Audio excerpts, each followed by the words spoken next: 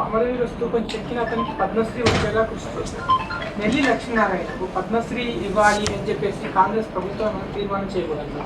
దాన్ని పరిశీలిస్తాం డెఫినెట్గా. దాన్ని కూడా ఓపెనింగ్ కూడా అడుగుతున్నారు, గన్ పార్క్ సంబంధించి కూడా దాని విషయంలో కూడా చర్చ జరుగుతుంది. ఇప్పుడు మనం ఏంటి, ఒకటేమో అందశ్రీ గారు రాసిన పాటను తెలంగాణ జాతికి అంకితం చేయగలిగినాం. ఒక 9 మంది కవులు కళాకారులను కూడా మనం సన్మానించుకుంటే బండి యాదగిరి గారి కుటుంబము ఇటువైపు తల్లి వైపు తండ్రి వైపులో తల్లి వైపు చుట్టాలు ఉండడం మొన్న పిలిపించడం. ఎందుకంటే మా తుంగతుర్తి నియోజకవర్గమే వారిలాగానే, పొడిచేడు వారిది అయితే ఎంకేపల్లి వాళ్ళది, మాకు కూడా వాళ్ళు చుట్టాలే. అయితే నాకు తెలియదు, వాళ్ళని కూడా పిలిచి ఆ కుటుంబానికి కూడా ఆర్థిక సహకారం చేసే ప్రయత్నం చేస్తున్నాం. ఇంకా కవులు కళాకారులే కాకుండా తెలంగాణ తల్లి విగ్రహాన్ని జాతి విగ్రహంగా తెలంగాణ ప్రజలకు అంకితం చేసిన సెక్రటరేట్గానే చూసిండ్రు. ఇప్పుడు అమరవీరుల కుటుంబాలను కూడా ఇప్పుడు గుర్తించడం, మిగతా వాళ్ళని గుర్తించడం, ఇచ్చిన వాళ్ళని పిలిచి వాళ్ళ అభిప్రాయాలు తీసుకోవడంతో పాటు ఇప్పుడు అన్ని జిల్లాల యొక్క జేఏసీలు, ప్రజా సంఘాలు, వృత్తి సంఘాలు, కవులు కళాకారులు అందరినీ కూడా పిలిచి అభిప్రాయాలు తీసుకుంటున్నాం.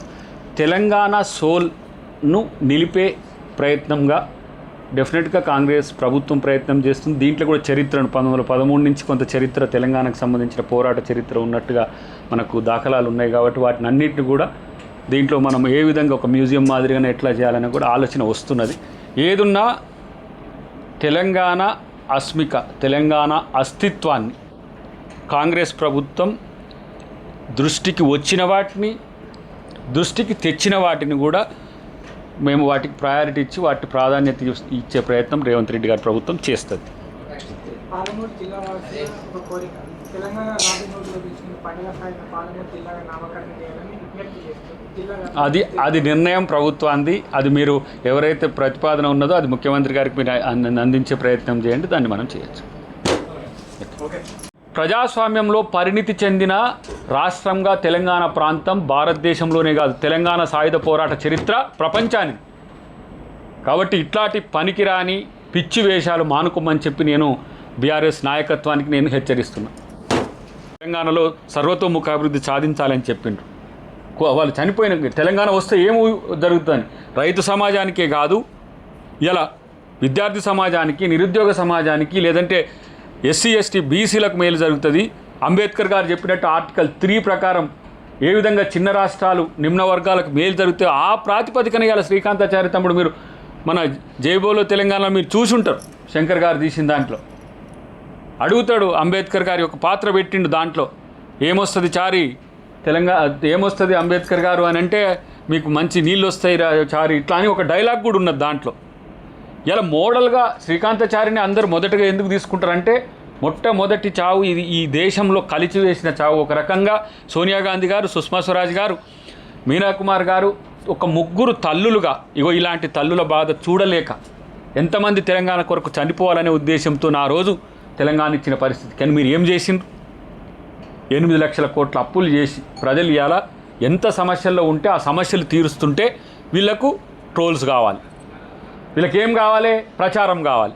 2.5 సంవత్సరాలకే సర్వేలు కావాలి. 2.5 సంవత్సరాలకే వీళ్ళు ఏం చేయాలి? పూర్తి స్థాయిలో ప్రభుత్వం ఫెయిల్ అయిందని చెప్పడానికి అన్ని రకాలు, అటు ఆర్టీసీ జేఏసీ సమ్మె చేస్తే అక్కడ పోయి కుట్రలు చేయడం, ఇక్కడ రైతుల కాడికి పోయి అక్కడ పోయి కుట్రలు చేసి వాళ్ళని రెచ్చగొట్టేదో లేనిది వాళ్ళకి చెప్పి వాళ్ళని ఏదో చెప్పిపోతే వాళ్ళు కూడా వినలే. చివరికి వీళ్ళే ఈ ఎవరైతే కుట్రను ప్రేరేపిస్తారో వాళ్ళే రైతులుగా మారిండ్రు, వాళ్ళ నాయకులే. కాబట్టి ఇలాంటివి తెలంగాణ సమాజం ఉండదు. ఈరోజు నేను అంటున్న ఒక మాట, ఏ రోజైనా కేసీఆర్ గారో లేకపోతే హరీష్ రావు గారో కేటీఆర్ గారో లేకపోతే ఇప్పుడు కవితమ్మనో ఎప్పుడైనా తీసుకొని కన్సోల్ చేసి అందరిని, ఆ రోజు 1400 మంది పేర్లు ఉన్నాయి మనకు, 1400 మందిని పిలిచి కూర్చొని మాట్లాడి మీరే మా మూలం, మీ వల్లనే తెలంగాణ వచ్చిందని, కేసీఆర్ వల్ల వచ్చిందంటారు. మరి కేసీఆర్ వల్లనే తెలంగాణ వస్తే ఇంతమంది ఎందుకు చనిపోవాల్సి వచ్చింది? కేసీఆర్ గారు ఒక్కని వల్లనే ఇదంతా వస్తే ఇంతమంది అమరుల యొక్క త్యాగాలు ఎందుకు చెప్పుకోవాల్సి వచ్చింది? అలా అమరవీరుల స్తూపం ఎందుకు కట్టినారు కేసీఆర్ గారు? మీరు కనీసం ఓపెన్ చేసినాక ఒక్కసారి వచ్చిండో రాలేదు ఇక్కడికి తెలియదు, కానీ ఓన్లీ సెక్రటరియట్కి అపోజిట్గా ఇది ఉంటే మేము అమరవీరులను గౌరవిస్తున్నట్టు కాదు. అమరవీరుల యొక్క కుటుంబాల యొక్క ఆలోచనలు తీసుకోవాలి, అమరవీరుల కుటుంబాల యొక్క స్ఫూర్తిని తీసుకోవాలి, అమరవీరుల కుటుంబాల యొక్క బాధతో ఆ బాధలు ఎట్లుంటాయో మీకు తెలిస్తే పరిపాలన సజావుగా ఉంటుంది. ఇలా రేవంత్ రెడ్డి గారు ఎందుకు ఇన్ని రకాల పనులు చేస్తుండే, ఎందుకు ఇన్ని రకాల ఆలోచనలు తీసుకుంటుండే, వాళ్ళని పర్సువేషన్ చేయండి, వాళ్ళ యొక్క అభిప్రాయాలు తీసుకోండి. సమస్య బాధ ఎక్కడుంటుందో వాళ్ళని కలిస్తేనే మనకు దాని పరిష్కారం దొరుకుతుంది అనే ఉద్దేశంతో ఇన్ని వర్గాలను ఇలా దగ్గరికి తీసుకొని అక్కనే చేర్చి మంచిగా పరిపాలిస్తుంటే ట్రోల్స్ చేసుడు, ముఖ్యమంత్రి గారి స్థాయి అనుడు, లేకపోతే ముఖ్యమంత్రిని చీప్గా మాట్లాడు, ముఖ్యమంత్రి మాట్లాడిన దాని మీద ఇష్టం వచ్చినట్టుగా మాట్లాడు. నిజంగా నేను అంటున్నా, తెలంగాణ రాష్ట్ర సమితి అనే పేరు పెట్టుకొని తెలంగాణ అనే పదం తీసేసిన తర్వాత మీకు తెలంగాణతో సంబంధం ఏంది? ఇంకా ఎంతమంది యొక్క భవిష్యత్తులను నాశనం చేయడానికి మళ్ళా మీరు భారత రాష్ట్ర సమితి అని చెప్పి పెట్టుకొని మళ్ళీ వెనకకు వచ్చి ఇలా తెలంగాణ అని సెంటిమెంట్ రగిస్తున్నారు. రక్త చరిత్రలు మీవే. ఎంతమంది రైతులు చనిపోయినరో గత కాలంలో ఒక్కసారి మీరు తీయండి, పట్టించుకోలే. కాబట్టి మిత్రులారా, ఇవాళ తెలంగాణ ప్రభుత్వం ఇలాంటి ప్రచారాలను దుష్ప్రచారాలను నమ్మకపోయినా అబద్ధాలు చెప్పడానికి ఇలా అంతా తానై అన్నట్టుగానే బీఆర్ఎస్ నాయకత్వం ఉంది. కేసీఆర్ బయటికి రాడు. కేసీఆర్ రాకుండా వీళ్ళిద్దరితో ఈ డ్రామాలు ఆడిపిస్తున్న పరిస్థితి ఉన్నది. కాబట్టి డెఫినెట్గా తెలంగాణ రైతాంగానికి ఇలా ఒక కొడుకుగా రేవంత్ రెడ్డి గారు చేస్తున్న ఆలోచనలు మీరు గమనించండి. నీటి కోసం కానీ, పంట కోసం కానీ, రైతుకు సహకారం ఇచ్చే దిశగా కానీ, ఇది రైతు సమాజంగా, తెలంగాణ సమాజం రైతు సమాజంగా ఇంత పెద్ద ఎత్తున పంట రావడానికి కేవలం మేము ఏదో చేసినామని చెప్పుకుంటున్నారు కదా, అది ఇది మేము చేసినాం అంటున్నారు కదా. చుక్క నీళ్లు కాళేశ్వరం నుంచి రాకున్నా సరే ఇలా రికార్డు స్థాయిలో పంట పండిన పరిస్థితి ఉన్నది. పంట పండితే కనీసం కొనలేని స్థితిలో గతంలో ఉన్నారు. 8 లక్షల కోట్లు అప్పులు చేసిరు. మళ్ళీ మరి ఎవరికి పెట్టినరు? అది తెలంగాణ ప్రజల యొక్క రక్తమాంసాలు కావా? తెలంగాణ ప్రజల యొక్క కష్టార్జితం కాదా? తెలంగాణ ప్రజలు కష్టపడి కట్టిన పన్నుల విలువ కాదా? తెలంగాణ ప్రజల యొక్క ఆస్తి కాదా అది? మీరు మాత్రం మంచిగా 200 కోట్లతోని 300 కోట్లతోని ఫామ్ హౌజులే కాకుండా బినామీల పేర్లతోని 1000 కోట్ల పెట్టుబడులు, 1000 కోట్ల ఏంటి దాని పేరు కంపెనీలు, ఇండస్ట్రీస్ ఇక్కడ కాదు వివిధ దేశాల్లో పెట్టిండట. ఎందుకు శ్రీకాంతాచారి తల్లి ఒక చిన్న మహిళా ఎంటర్ప్రీనర్ కూడా కాలేకపోయింది? ఎందుకు కానిస్టేబుల్ కృష్ణయ్య కుటుంబమో శ్రీనివాస్ గౌడ్ వాళ్ళ తమ్ముడు కొట్లాడిండారో చనిపోలేదు. కానీ అట్లాంటోళ్ళకు ఒక కంపెనీనో, ఒక ఇండస్ట్రీనో, ఒక ఆర్థిక సహకారమో, ఒక ప్రభుత్వ మద్దతు ఎందుకు లేకుండా పోయింది? కాబట్టి ఇలాంటి చస్తే మాకు మేలు జరుగుతుంది అనుకునే స్థితి ఉంది. తను చెప్పలేదు కానీ మనం నిరాహార దీక్ష చేస్తే ఏమన్నా వస్తుందా? జనం నుంచి ఏమన్నా మద్దతు వస్తుందా? మన కోసం ఎవరైనా ప్రాణాలు అర్పించే పరిస్థితి ఉంటుందా అని చెప్పి అంతకుముందు కొంతమందితో అడిగేదట. దానికి ఈయన బ్రాండ్ అంబాసిడర్ అయ్యిండు. దానివల్ల ఎంతమంది ప్రాణాలు కోల్పోయినారు? మీ వల్ల కదా, మీ ప్రోత్సాహం వల్ల. మీరు అసలు కిరోసిన్ పోసుకోవాలి, తగలబడాలనే ఆలోచన ఎవరికి ఈ రాష్ట్రంలో లేదే అంతకుముందు. 2001 నుంచి 2009 వరకు అది హరీష్ రావు కిరోసిన్ పోసుకున్న కాంచే. మరి ఇవన్నీ నువ్వు చేసిన హత్యలు కావా హరీష్ రావు? మళ్ళీ ఏమన్నా అంటే కాంగ్రెస్ పార్టీ ఇవ్వకపోవడం వల్ల. ఇవ్వకపోతే ప్రజలు కొట్లాడే దమ్మున్న చరిత్ర ఇక్కడ. 1969 ఉద్యమకారులు వచ్చి తిరిగిపోతున్నారు ఇక్కడ. తుపాకీ ఎక్కువ పెడితే గుండెను చీల్చిన నేల తెలంగాణ. అట్లా అమరులైండ్రు. కానీ నువ్వేం నేర్పినావు? కిరోసిన్ పోసుకుంటే అగ్గిపెట్టి ఎవరన్నా ఇస్తే రండి అని చెప్పి తిరిగినావు. నీకే ప్రాణహాని కాలే. ఎంతమంది అట్లా చనిపోయింది? ఏంది మన రైళ్ళకు ఎదురుగా పోయి అసలు తలుచుకుంటేనే గగురుపాటు పోలికి మనకు కలిగే స్థితిలో చనిపోయింది. ఎట్లా మనోడు యాదిరెడ్డి అయితే పార్లమెంటుకు పోయి అక్కడ పోయి ఉరి తీసుకున్న చరిత్ర. ఇషాన్ రెడ్డి, వేణుగోపాల్ రెడ్డి ఇట్లా ఎందుకు ఏ విధంగా చనిపోయిందో అది నీలాంటి రెచ్చగొట్టే ఇట్లాంటి ఒక లేని ఆలోచనను క్రియేట్ చేసింది నువ్వు కాదా? నీది కాదా రక్త చరిత్ర?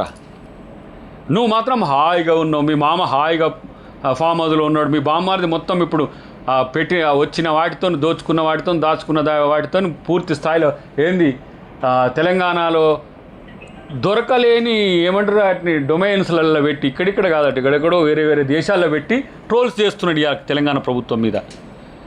అబద్ధాలను ప్రచారం చేస్తే పదే పదే ప్రతి నిమిషానికి వస్తూ ఉంటే అది అబద్ధం నిజమైందని ఒక రాంగ్ నోషన్తో ఉన్న పరిస్థితి. కాబట్టి మిమ్మల్ని ఎవరు నమ్మరు.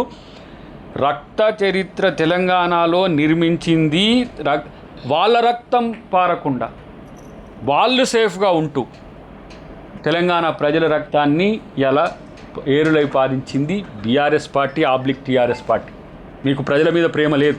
నిజంగా ప్రేమలుంటే గొర్రెలు బర్రెలు లేకపోతే పందులు లేకపోతే చేపలు పట్టుకోమని చెప్పకపోయేటోళ్ళు, చదువుకోమని చెప్పేటోళ్ళు. చదువుకుంటే విజ్ఞానం వస్తుంది, ఉద్యోగం వస్తుంది, ఉపాధి పెరుగుతుందని చెప్పేటోళ్ళు. కానీ మళ్ళీ పురాతన కాలంలో ఏ వృత్తులు అయితే చేసినరో కమ్మరోళ్ళు చెక్కుకోవాలి, కుమ్మరోళ్ళు కుండలు చేయాలి, మాదిగ వాళ్ళు చెప్పులు కుట్టుకోవాలి, ముదిరాజులు చేపలు పట్టాలి. మళ్ళా ఎప్పుడు దొర రాజ్యం ఎట్లా ఉందో అట్లా చేయాలని చూసింది. కానీ తెలంగాణ ప్రజలు వాళ్ళ చరిత్ర వాళ్ళు నిర్మించుకుంటారు. అందరినీ కలిసి పిలిచి మాట్లాడుతున్నారు కదా, ఒకసారి అమరవీరుల కుటుంబాలను కూడా మీరు పిలిచి మాట్లాడండి అని విజ్ఞప్తి చేయడానికి ఈ కమిటీ ముందు చేయడానికి వచ్చింది. దానికి తోడు ఎక్కడో అమరవీరులకు సంబంధించిన వాళ్ళు ఎక్కడో కలిసేది కాదు, ఇక్కడే అమరజ్యోతి ఉన్నది, ఈడ కట్టి ఉన్నది. కాబట్టి ఇక్కడ మ్యాక్సిమంగా వాళ్లకు రైట్ ఉన్నది, నైతిక హక్కు ఉన్నది. కాబట్టి మా లాంటి వాళ్ళని కూడా మమ్మల్ని కూడా మా అభిప్రాయాలను కూడా తీసుకోమని కమిటీకి చెప్పడానికి వచ్చిన సందర్భంగా వారి రెస్పాన్స్ అదైతే. ఇలా గత ప్రభుత్వం కేసీఆర్ గారి ప్రభుత్వము నాయన నరసింహారెడ్డి గారి కమిటీ ఒకటి వేసింది. ఎవరికైతే రిపోర్ట్స్ ఉన్నాయో లేకపోతే ఎవరికైతే పోస్ట్ మార్టం రిపోర్ట్స్ ఉన్నాయో, ఎవరైతే ఆధారాలు దొరికినాయో వాళ్ళకు దాదాపు 610 మంది వరకు ఆ కమిటీ ఎక్స్గ్రేషియాతో పాటు కొంతమంది కుటుంబాలకు కూడా ఉద్యోగాలు ఇచ్చిన పరిస్థితి. కానీ మనం 1400 మంది పేర్లు చెప్పినాం. మరి ఆ రోజు చెప్పింది కేవలం ప్రకటనలకే పరిమితమైంది. ఆ 1400 మందిలో రిపోర్ట్స్ లేకపోయినా చుట్టుపక్కల వాళ్ళని కూడా కనుక్కుంటే చనిపోయిన వివరాలు తెలుస్తాయి కదా. వాటిని ఇవ్వాల్సిన బాధ్యత మరిచింది. మేము నాయన నరసింహారెడ్డి గారి యొక్క చిత్తశుద్ధిని నిబద్ధతను ప్రశ్నించాం, కానీ ప్రభుత్వం యొక్క పరిస్థితి ఆ రోజు అట్లా ఉండే. ఈరోజు సోదరి వచ్చింది, ఇంత ఆమెకి ఇచ్చింది మేము చాలా చిన్నది ఆ లెక్కన చూస్తే వాళ్ళ త్యాగాల కింద. వాళ్ళు కోరుకుంటున్నది అమరవీరుల త్యాగాన్ని. ఇలా కేటీఆర్ మాట్లాడినా హరీష్ రావు గారు మాట్లాడినా పదే పదే మేము ఉద్యమకారులం, మా డాడీ ఏంది తల నోట్లో పెట్టి ఎందుకు అంటుండ ఆయన డైలాగ్, చావు నోట్లో తలకాయ పెట్టి ఇట్లా మేము సాధించినాం అంటే, ఎవరు కూడా సాధించిన దాంట్లో అమరవీరులను ప్రస్తావన చేస్తున్నారు కానీ ఎవరు కూడా వాళ్ళ కుటుంబాల్లో ఎవరు అమరులైంది కాదు కదా. శ్రీకాంతాచారి గారి కంటే ఎక్కువ త్యాగమా కేసీఆర్ గారిది ఒక మాట అనుకుంటే? అదే మాట వస్తే హరీష్ రావు గారి యొక్క డ్రామానో లేకపోతే అక్కడ జరిగిన సంఘటనో మీరు చూసిండ్రు. రక్తం చిందించింది, రక్తము ఈ రాష్ట్రం కొరకు వెచ్చించింది అమరవీరులు.